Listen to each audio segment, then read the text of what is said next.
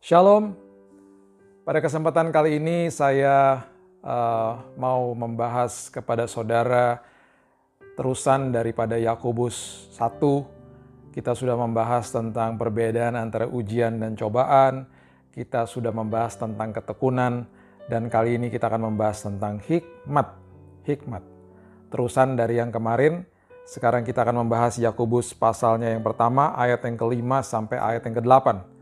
Firman Tuhan katakan begini, "Tetapi apabila di antara kamu ada yang kekurangan hikmat, hendaklah ia memintakannya kepada Allah, yang memberikan kepada semua orang dengan murah hati dan dengan tidak membangkit-bangkit, maka hal itu akan diberikan kepadanya." Udah pasti banyak dari kita nggak punya hikmat ya. Dan justru kalau kita berani-berani katakan kita punya hikmat, itu kelihatannya atau kedengarannya pasti mempunyai hati yang begitu sombong. Kita nggak bisa apa-apa di luar Tuhan. Ya. Hikmat justru diperlukan dalam kehidupan ini, hikmat diperlukan kapan saja. Tapi justru dalam kondisi krisis-krisis seperti ini, kita memerlukan hikmat yang betul-betul utuh dari Tuhan. Kita membutuhkan apa yang harus kita ketahui, knowledge gitu ya, kita olah menjadi sebuah hikmat. Ya, jadi hikmat itu adalah sebenarnya pengetahuan yang diolah untuk menjadi keputusan yang benar. Saya ulang, hikmat adalah sebuah pengetahuan yang kemudian diolah menjadi sebuah keputusan yang benar, bahkan membawa kebaikan dalam hidup ini. Saya sudah pernah memberitahu bahwa kebenaran itu lebih dahsyat daripada hanya sekedar baik. Ya, kalau hanya baik saja belum tentu benar. Makanya carilah dahulu kerajaan Allah dan kebenarannya, bukan kebaikannya. Kalau saudara mau pergi dari Jakarta ke Surabaya, jalan yang benar adalah menuju ke timur, bukan ke barat. Kalau saudara katakan saya nggak mau ke timur karena saya nggak suka arah jalan ke sana, saya mau ke barat saja, sampai kapanpun saudara tidak akan sampai ke Surabaya. Ya, tapi ketika saudara katakan bahwa walaupun jalannya tidak baik, saya tetap akan melalui jalan yang benar itu sampai di tujuannya dan sampai kepada apapun yang kita sedang aiming atau menuju, dan sampai kepada tujuan itu adalah sebuah perjalanan yang dinamakan perjalanan yang berhasil. Oleh sebab itu, di dalam jalan kebenaran selalu membawa kebaikan. Di dalam sekedar hanya baik saja belum tentu benar.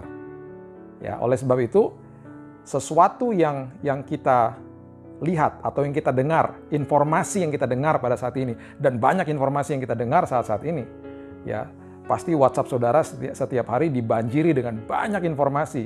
Belum lagi kalau saudara membuka televisi, melihat, menonton YouTube dan lain sebagainya, banyak syarat dengan informasi. Informasi tentang apa yang sedang terjadi, informasi yang berkaitan tentang firman Tuhan, tentang akhir zaman, wow, banyaknya luar biasa. Minta hikmat sama Tuhan. Minta hikmat sama Tuhan, supaya pengetahuan itu bisa kita olah dan kita hasilkan sebuah keputusan yang benar. Bukan sekedar baik, tapi benar. Karena benar pasti membawa kebaikan. Sekali lagi, yang baik belum tentu membawa kebenaran. Ya. Nah, kemudian di ayat yang ke-6 dikatakan, hendaklah ia memintanya dalam iman. Memintanya dalam iman. Meminta dengan percaya kepada Tuhan. Dan sama sekali jangan bimbang. Sebab orang yang bimbang sama dengan gelombang laut yang diombang-ambingkan kian kemari oleh angin. Kian kemari oleh angin. Kenapa? Memang begitu. Ombak, saudara, tidak akan pernah berhenti. Yang namanya ketidakpercayaan, yang namanya bimbang, itu nggak ada habisnya. Nggak ada habisnya, seperti ombak makanya dikatakan. Dan seperti ombak itu ditiup angin ke kiri, ditiup angin ke kanan, ditiup angin ke depan, ke belakang, dan seterusnya. Kita bisa ngikutin, tiba-tiba ada yang ngasih tahu informasi ini, kita ikutin, informasi itu kita ikutin, dan nggak ada habisnya. Akhirnya kita bingung sendiri, kita stres sendiri. Dan ini yang firman Tuhan katakan, jangan seperti itu. Karena yang namanya gelombang itu tidak ada habisnya, ya, dan selalu unstable, selalu nggak pernah stabil, selalu ditiup angin ke kanan ke kiri, dan selalu membawa sesuatu yang destruktif bagi kehidupan kita. Selalu ujung-ujungnya kehancuran. Kenapa? Akhirnya kita bingung, kita mulai bimbang, dan akhirnya kebimbangan itu menimbulkan stres, akhirnya pertikaian sana-sini dan lain sebagainya. Jadi minta dengan iman. Hikmat minta dengan iman sama Tuhan. Ayat ke-7 dikatakan, orang yang demikian janganlah mengira bahwa ia akan menerima sesuatu dari Tuhan. Bukan sekedar hikmat saja, tapi yang lain pun Tuhan gak akan kasih. Kalau mintanya betul-betul tidak dengan iman. Kalau memintanya betul-betul bukan mengerti tentang kebenaran. Makanya doa orang benar besar kuasanya itu sebenarnya artinya doa orang benar yang mengerti kebenaran. Itu besar kuasanya. Karena banyak orang benar juga doanya ngawur. Dan banyak sekali pada saat ini justru seperti sebut-sebut mantra saja. Mazmur 91 dijadikan mantra, perjamuan dijadikan mantra. Bukan seperti itu, harus ada understanding, harus ada hikmat, harus ada hubungan sama Tuhan. Baru hal-hal seperti ini menjadi sebuah kehidupan, menjadi sebuah hubungan dengan Tuhan. Ya, makanya firman Tuhan dengan jelas mengatakan kalau seperti itu, apa saja juga dimintanya tidak akan diterimanya. Bukan sekedar hanya hikmat saja, apa saja tidak akan diterimanya. Dan ayat yang ke-8 dikatakan, sebab orang yang mendua hati tidak akan tenang dalam hidupnya. Tidak akan tenang dalam hidupnya. Kita harus memilih, saudara sekarang. Saya mau percaya kepada ketakutan, atau saya mau percaya kepada firman Tuhan, kebenaran. Ya, saya mau percaya kepada kebaikan, atau saya mau percaya kepada kebenaran. Beda juga, saudara. Belum tentu yang baik itu benar, tapi yang benar selalu membawa kebaikan.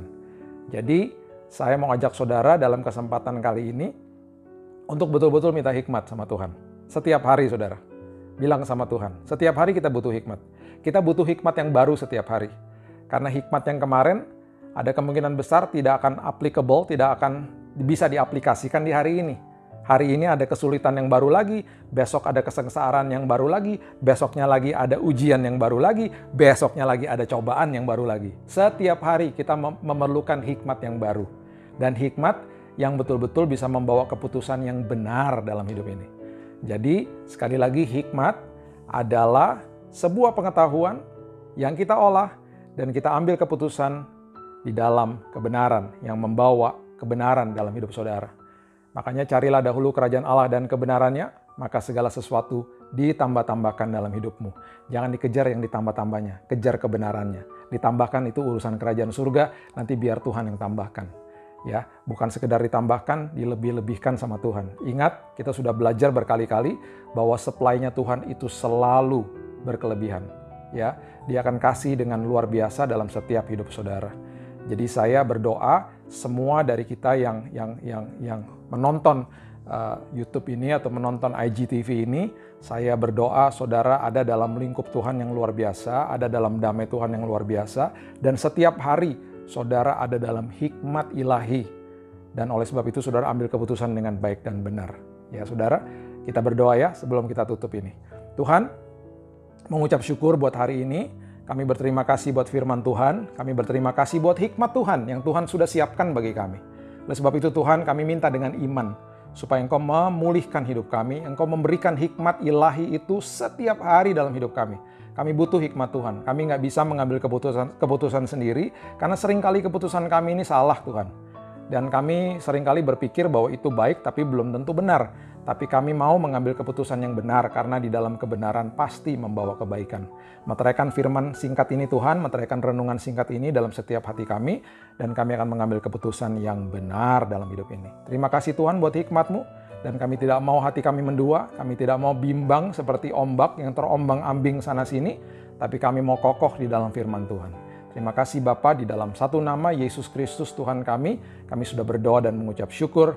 Kita sama-sama katakan, Amen. God bless you.